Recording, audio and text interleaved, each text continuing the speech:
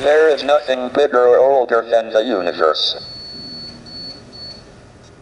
The questions I would like to talk about are: 1. Where did we come from? How did the universe come into being? Are we alone in the universe?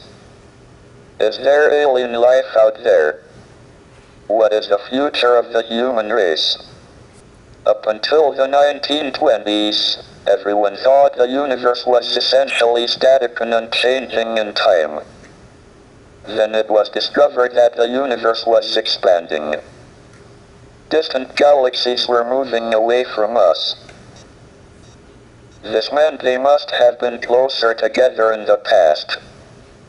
If we extrapolate back, we find they must have all been on top of each other about 15 billion years ago. This was the Big Bang, the beginning of the universe. But was there anything before the Big Bang? If not, what created the universe?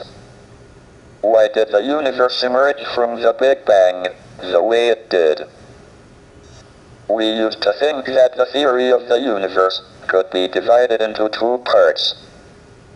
First, there were the laws like Maxwell's equations and general relativity that determine the evolution of the universe, given its state over all space at one time. And second, there was the question of the initial state of the universe. We have made good progress on the first part, and now have a knowledge of the laws of evolution in all but the most extreme conditions, but until recently, we have had little idea about the initial conditions for the universe. However, this division into laws of evolution and initial conditions depends on time and space being separate and distinct. Under extreme conditions, general relativity and quantum theory allow time to behave like another dimension of space. This removes the distinction between time and space, and means the laws of evolution can also determine the initial state. The universe can spontaneously create itself out of nothing.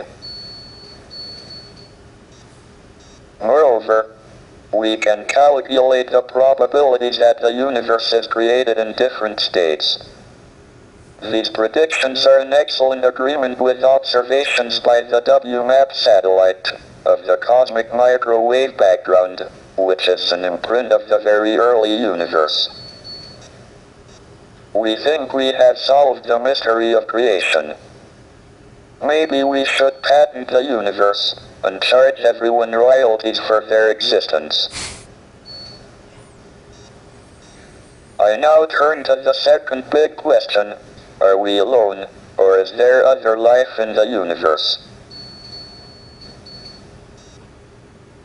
We believe that life arose spontaneously on the Earth, so it must be possible for life to appear on other suitable planets, of which there seem to be a large number in the galaxy.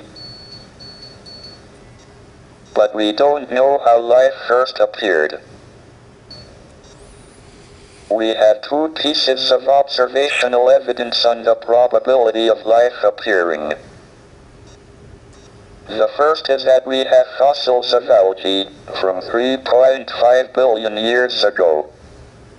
The Earth was formed 4.6 billion years ago, and was probably too hot for about the first half billion years.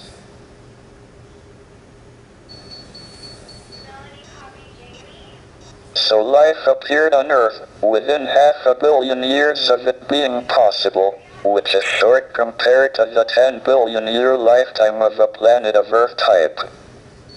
This suggests that the probability of life appearing is reasonably high. If it was very low, one would have expected it to take most of the 10 billion years available.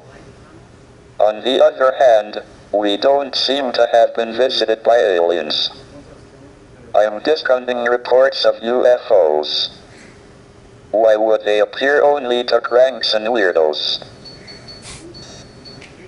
If there is a government conspiracy to suppress the reports, and keep for itself the scientific knowledge the aliens bring, it seems to have been a singularly ineffective policy so far.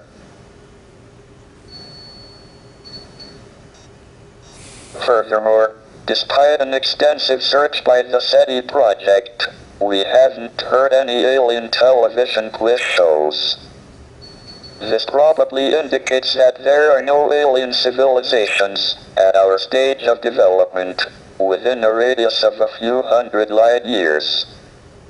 Issuing an insurance policy against abduction by aliens seems a pretty safe bet. This brings me to the last of the big questions, the future of the human race.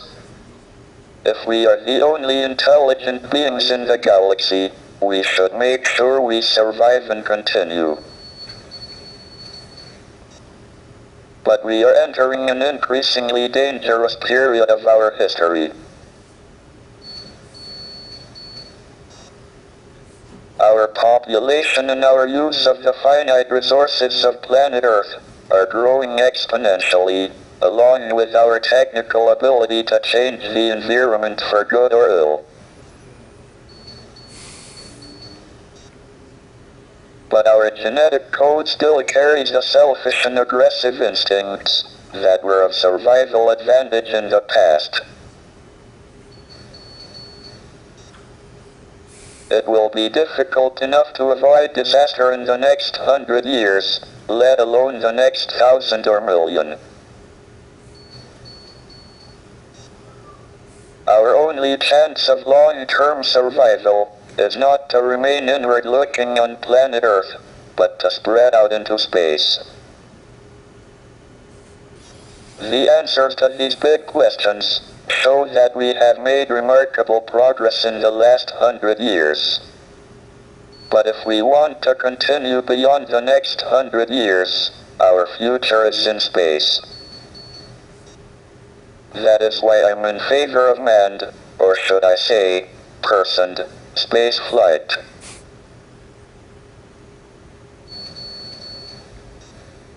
All my life, I have sought to understand the universe and find answers to these questions. I have been very lucky that my disability has not been a serious handicap. Indeed, it has probably given me more time than most people to pursue the quest for knowledge. The ultimate goal is a complete theory of the universe, and we are making good progress. Thank you for listening. Professor, if you had to guess either way, do you now believe that it is more likely than not that we are alone in the Milky Way as a civilization of our level of intelligence or higher?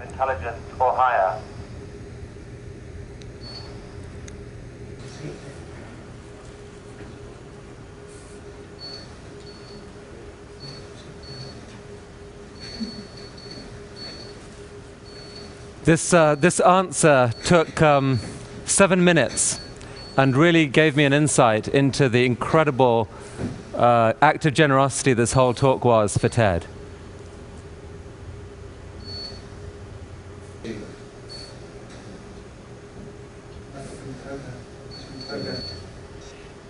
I think it quite likely that we are the only civilization within several hundred light years. Otherwise, we would have heard radio waves. The alternative is that civilizations don't last very long, but destroy themselves. Professor Hokking, thank you for that answer. We will take it as a salutary warning, I think, for the rest of our conference this week. Professor, we really thank you for the extraordinary effort you made to share your questions with us today. Thank you very much indeed.